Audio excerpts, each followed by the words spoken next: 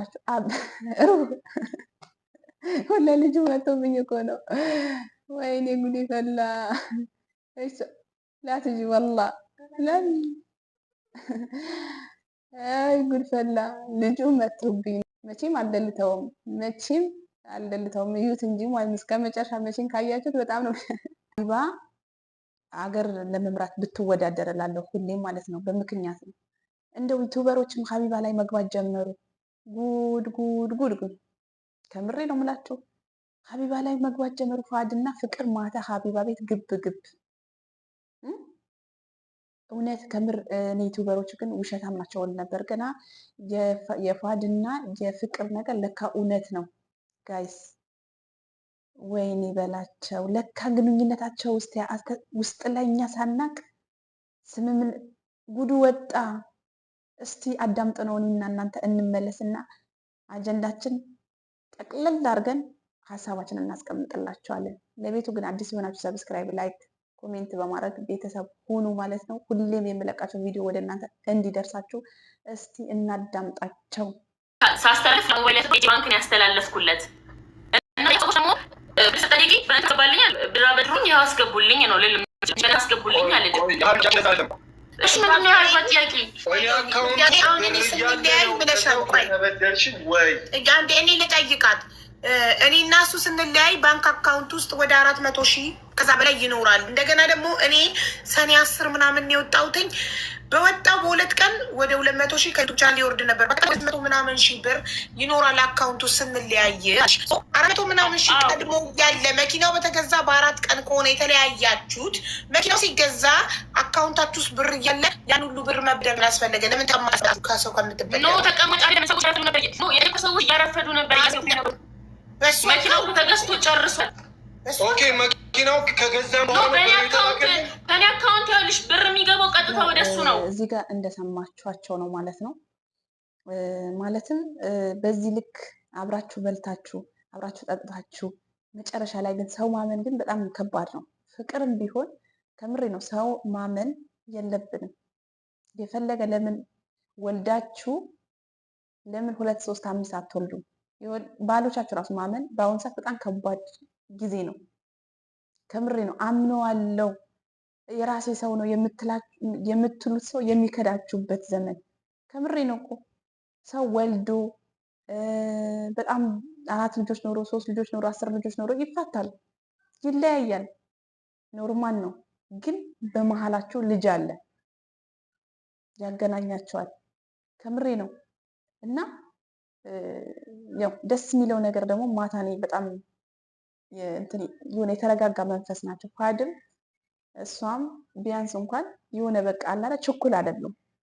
በጣም ደስ ይላሉ። በነገራችን ላይ በውስጣቸውም ደግሞ ምንድነው ያለው ፍቅር አለ።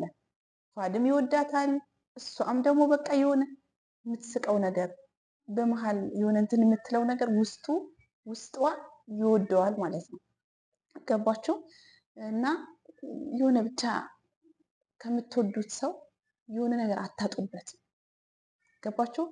እና ምን ለማለት ፈልጌ ነው፣ ያው ቪዲዮአቸው አልጨረስኩም፣ ግን በመሀል ልግባባችሁ ብዬ ነው ማለት ነው። እንደዚህ ላደርጋችሁ የአባት ፍቅር ሌላ የእናት ፍቅር ሌላ ነው። በጣም ቁም ነገር ያወራንበት ጊዜ ነበር። ይሄ አንድ ላይ ማሳደጉን ምናምን ምናምን ምናምን ይሄ አንድ ላይ ማጫወቱ ምናምን ተወው፣ ሳያለ እርሶ ጭራሽ ከአይምሯችሁ ይውጣ። ሀቡዬ ይሄ አንድ ላይ ማሳደግ ልጅ አንድ ላይ ማጫወት አንድ ላይ አይ ለሀቡ ነው እየመለስከተው ለሀቡ ነው እኔ ነኝ የጠየኳት። አብራችሁ አጫውቷት በሳምንት ዊኬንድ ላይ ለሷ ነው እየመለስከቷት። አብራችሁ ነው እየመለስከቷት። ማጫወተሽ ታውቂያለሽ እኮ ፍቅር ምንድን ነው የምታወሺው?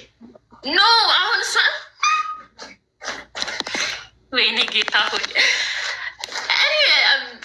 እሺ አውራ ያጫወትክበትን ሞመንት ሁሉ ነገር ተናገር። አጫወት ተናገር። እሺ ሀቡዬ አይ ነው እንትን እኮ አያስፈልግም ነበር እኮ እዚህ ቴክኒክ ውስጥ መግባት።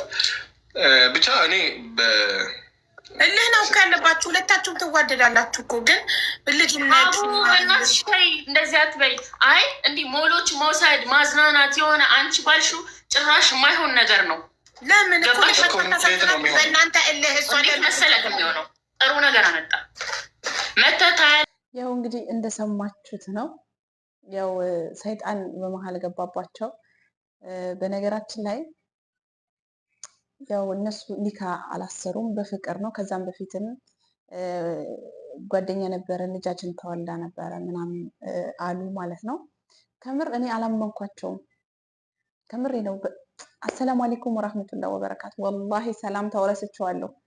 ምስጥ ነው ያልኩባቸው ማለት ነው። ጭራሽ ምስጥ። ወይኔ ቤተሰቦቼ ሰላምታ ሳልጠይቅ እንደ ትልቅ ብዬ ገባለሁ። የአላህ ከምሬ እኮ ነው። በጣም ረሳሁት። ሰላምታዬን ሳልጠይቅ በመምጣቴ በጣም ይቅርታ። እንዴት ናችሁ? ደህና ናችሁ ወይ? እኔ ያለውኝ አልሐምዱሊላህ። ለቤቱ አዲስ ሲሆናችሁ ሰብስክራይብ፣ ላይክ በማድረግ ቤተሰብ ሆኑ ማለት ነው። ያው ላይክ ያላረጋችሁ እንዲሁም የደውል ምልክቱ ያነካችሁ በመንካት ሁሌም ቪዲዮ ስለቅ እንዲመጣላችሁ ማለት ነው።